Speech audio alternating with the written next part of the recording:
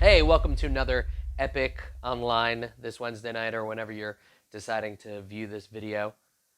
We're starting off right where we left off last week. We've been covering the story of Esther and this whole idea of what if.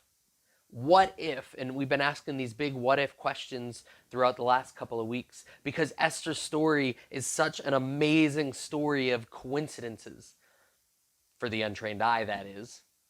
To give you a quick recap of where we've been with the story of Esther, basically this young girl has been torn away from her family. Her family has been killed and she's been raised by her cousin Mordecai. She's living in a foreign land and the king finds her, finds favor with her, and decides to make her his queen, which is amazing up until this guy named Haman steps in. And Haman does not like the Jewish people, and so he decides he's going to eradicate all of them. And he gets this law signed, and basically all the Jewish people are going to be killed off. Most importantly, Esther's cousin Mordecai. Haman hates Mordecai, and he has this vendetta against him. And where we left off a couple weeks ago, Mordecai tells Esther, hey, listen, maybe you were born for such a time as this to save our people. And he tells her, go before the king. Now, that's a bigger task than we realize because in her time and day, if she goes before the king and he does not want her there, he can have her killed. And so she knows she has two options. One, go before the king and most likely be killed. Or two, don't go before the king and all of her people, the Jewish people, including herself, will be killed. And where we left off was like any good action movie with the big to be continued. She goes before the king's doors and she's sitting there knowing the next few moments will change her life and her people's lives. And she slowly opens the door, and that's where we left off just a few weeks ago. And now, the story of Esther continues. Cue the music. Esther is standing there in front of the doors.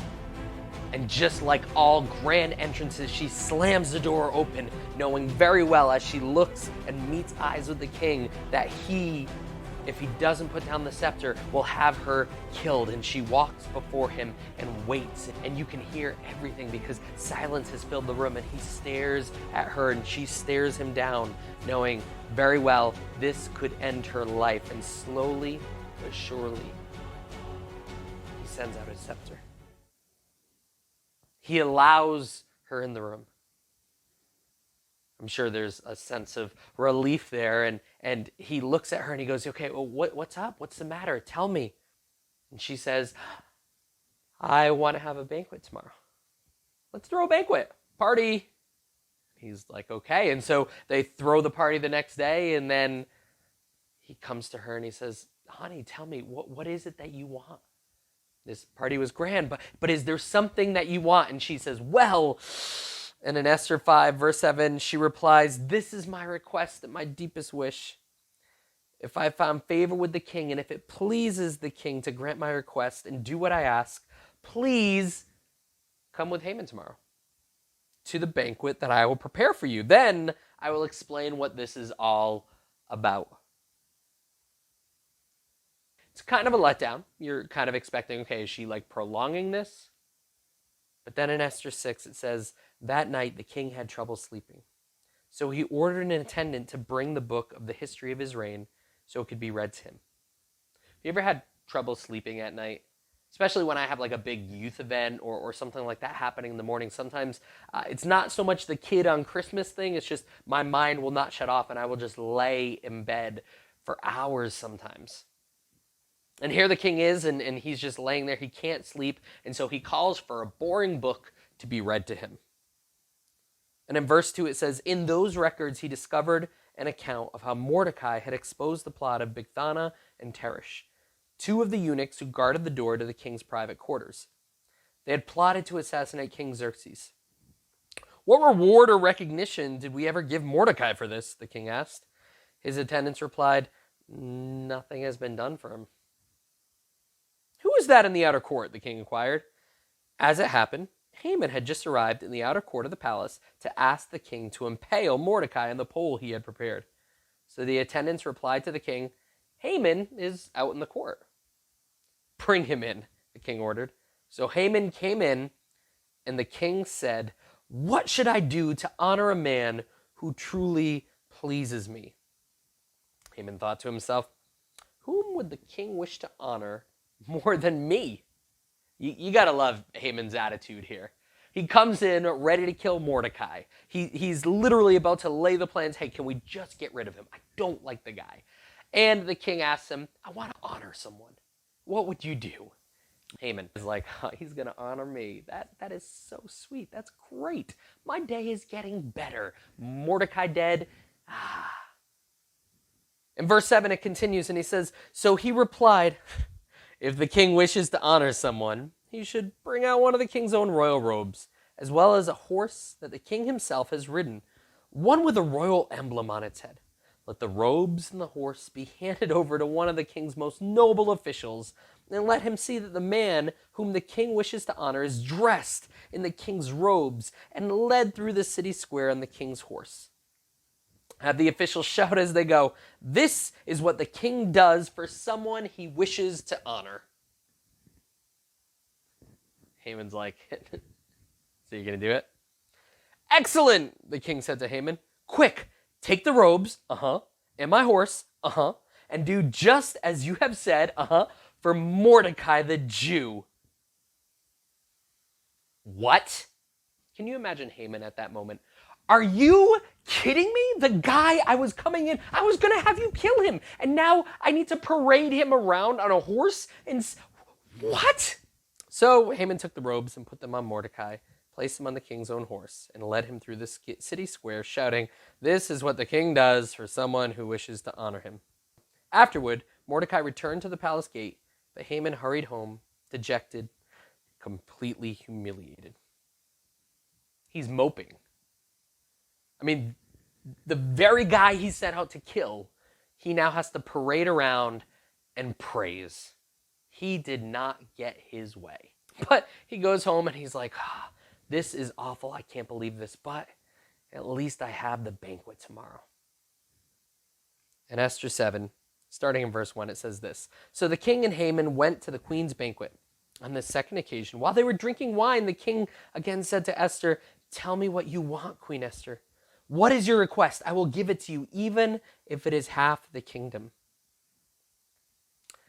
I kind of see them all sitting there and Haman's just shoveling away. That is great chicken. Oh my goodness. And Queen Esther replied, If I have found favor with the king, and if it pleases the king to grant my request, I ask that my life and the lives of my people will be spared. For my people and I have been sold to those who would kill, slaughter, and annihilate us. If we had merely been sold as slaves, I could remain quiet, for that would be too trivial a matter to warrant disturbing the king. Who would do such a thing, King Xerxes demanded? Who would be so presumptuous as to touch you? Yeah, Haman's sitting there going, wow, this is such a story. Oh my goodness, I can't believe. And then Esther replied, This wicked man, Haman, is our adversary and our enemy. I can imagine like he's choking there as he's like, and what? What? It says, Haman grew pale with fright before the king and queen. He's probably freaking out going, wait. Like everything is suddenly coming crashing down. The queen just accused him. The king has already offered her half the kingdom. And he's like, ooh, slow down. But it's going to get much worse. Then the king jumped to his feet in rage and went out into the palace garden. Haman, however, stayed behind to plead for his life with Queen Esther, for he knew that the king intended to kill him. I mean, seriously, your life is on the line. You're going to do whatever you can. And so he goes over to her and he's like, okay, listen, can we work something out? Can I give you some money? I'll let some people live. Do you want me to kill some people? I have a huge pole. It was going to be used to kill this guy Mordecai, but now I can kill whoever you want. What do you need me to do?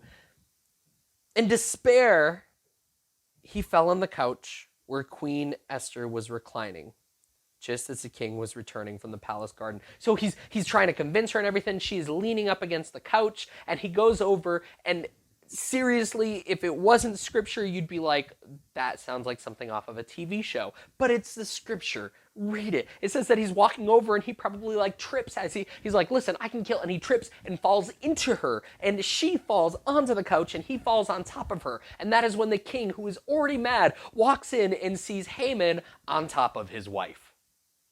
Oh no. The king exclaimed, will he even assault the queen right here in my palace before my very eyes? And as soon as the king spoke, his attendants covered Haman's face, signaling his doom. Then Harbana, one of the king's eunuchs, said, Haman has set up a sharpened pole that stands 75 feet tall in his own courtyard. He intended to use it to impale Mordecai, the man who saved you from assassination.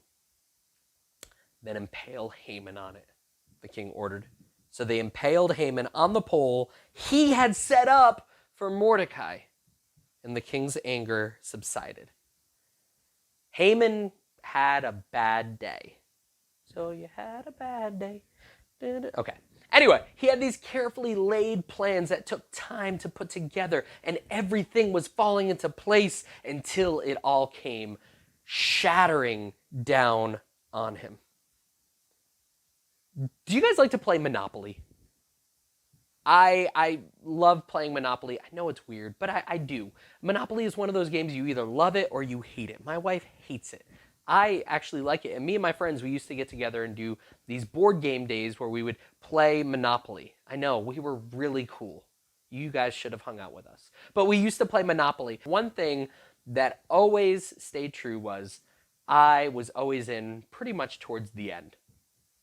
And as they would watch me play, they were like, wow, Josh, you were just really good. I mean, I got the perfect rolls. I would always land, I'd be like, I need Park Place. And then a turn or two later, I would land on Park Place. I would always have just enough cash for what I needed. And when they thought they had bankrupted me, they only barely touched my pool of reserve funds. I was amazing. And when they watched me play, they were like, he is really good. He just happens to land on the right spaces. It is all super coincidental. Or was it? As any good Monopoly player knows, you spend most of the game cheating. When they weren't looking, I was slipping. I wouldn't do the 500s because that would be noticeable. I'd do like the 10s and the 20s. When they weren't paying attention, my character would actually move back a space or two, or I would flip the die, and then if no one was looking, I would maybe reflip it or whatever. I was cheating and moving the pieces into place the entire time when they weren't paying attention. To them, it seemed like coincidence. To me, I was manipulating the game. We have said it before when it comes to the book of Esther. It's one of the most unique books because it's one of the few books of the Bible where God is not mentioned by name.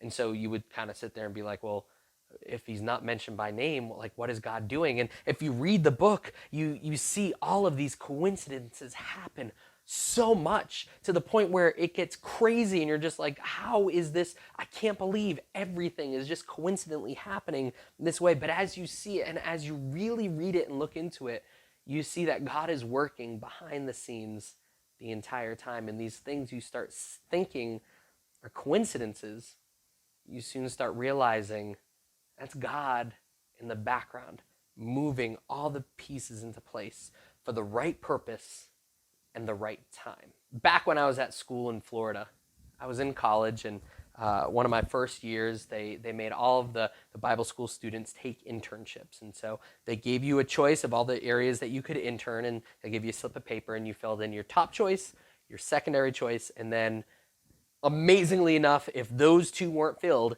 then you had your third and final choice. And so I was like, well, I'm in school to be a missionary, so I'm going to choose to be an intern in the missions department. And then as a backup, I was like, you know what? I do like working with teenagers. I've worked with teenagers for a good amount of time, so I'd like to work within their youth department. And then I guess, I like editing videos, so I'll do the video department as my last internship. And then I got the results. The missions group was filled almost right away with a lot of students that were like older than me, and they had more seniority in me than me in the school. So there was the youth ministry, except for the fact that, surprisingly enough, they did not find me flashy enough to be part of youth ministry. I know what you're thinking, but Josh, you are flashy. But no, they didn't consider me for the youth ministry. And so I was like, well, you know what? I guess, it was God's will that I do audio video, except for the fact that they had already picked and chosen specifically who was going to be in their program. All three of my choices fell through. And so they were like, you know what? We're going to put you in the children's department. Now, I've been a family pastor before. I've been a children's pastor before. It's not that I don't like kids, but I was like, but that's not what I want to do. That's not where I want to go. That's not what. And so, very disheartened, I went and worked within the children's ministry. And I did great there. Anytime I go to a place, I do enjoy it. We created this character, Skippity Doo-Dah the Clown, and I would always get into zany adventures. They would have me guest appear every couple of weeks. The students loved me. It was great. And then the hurricanes hit. That specific year, there were just an overabundance of hurricanes that pounded Florida. But in this specific case, a hurricane named Ivan came through Pensacola. And he ended up destroying that area extremely bad. And after everything had calmed down and slowly but surely electricity is being restored and all that stuff, the children's pastor had called me up and she said, hey, we got some bad news. Every year we do a Halloween party at the bowling alley. We have about a couple hundred kids that come out to this, and unfortunately the bowling alley was destroyed. We only have 2 weeks. We're going to have to cancel the Halloween party that we do for the kids. And I was like, oh man, that stinks. That's awful, yeah. And then I was thinking about it, and it dawned on me. I had been for almost a decade helping my church, whether it was just volunteering or eventually planning, eventually building, and eventually running what we called our harvest party. It happened every Halloween night. We would do this huge thing at the church and have a couple hundred kids come out. We would have lots of games and everything. And so I was like, hey, why can't we do something like that? And the children's pastor gave me the go-ahead. And I had 2 weeks to put this event together. It ended up coming together perfectly. Everything just happened to fall in the right place. I had the right vendors and everything like that, and we ended up packing out that campus. In fact, when all was said and done, we had over 700 kids come out to that event, which was amazing. And on top of that, you have parents and everything like that. And even more amazing than that was through the night and through the gospel presentation, we had a lot of people accept Jesus into their heart. If I had never been put in children's ministry as an intern, I never would have known that there was a need for this Halloween event. In fact, if I had never helped my church for that decade or so doing this, I wouldn't know how to put something like this together. The fact is that God was working behind the scenes, putting me and others in the right place at the right time. I mean, think about that. For a decade, I had been helping my church with this, so I knew what to do. For a decade, God was putting those pieces into place for the right time and the right place. I saw issues. I saw a bad internship that I didn't really want, but I was going to do the best I could with it. And what I missed was that God was putting pieces into place to save lives. With some of you guys, you have doors that have opened up and opportunities that are coming your way that you're like, I don't even know what to do with this. Oh my goodness, I couldn't even have dreamt this. Things are opening up for you, and it's because in the end, God is putting pieces into place. For some of you guys, you have had doors slam in your face. You had opportunities that you thought you had, maybe jobs, maybe future, maybe college, and suddenly those doors are being shut. And you're like, I don't know what to do. God, what are you doing? Why is this happening, God? I think it's a question that we give to God a lot is, why? God, why is this happening? Sometimes we can't see what he is doing, but it doesn't mean that he's not in the background actually doing something. For some of you guys, he has been putting the pieces into place for years and years and years for something great for you. Maybe God is having you take part in things, extracurricular activities, maybe certain friendships, maybe certain family members, because he's putting the pieces into place for something greater down the road. What if God gave you the friends that he gave you for a reason? What if the family that you have, he gave you for a reason?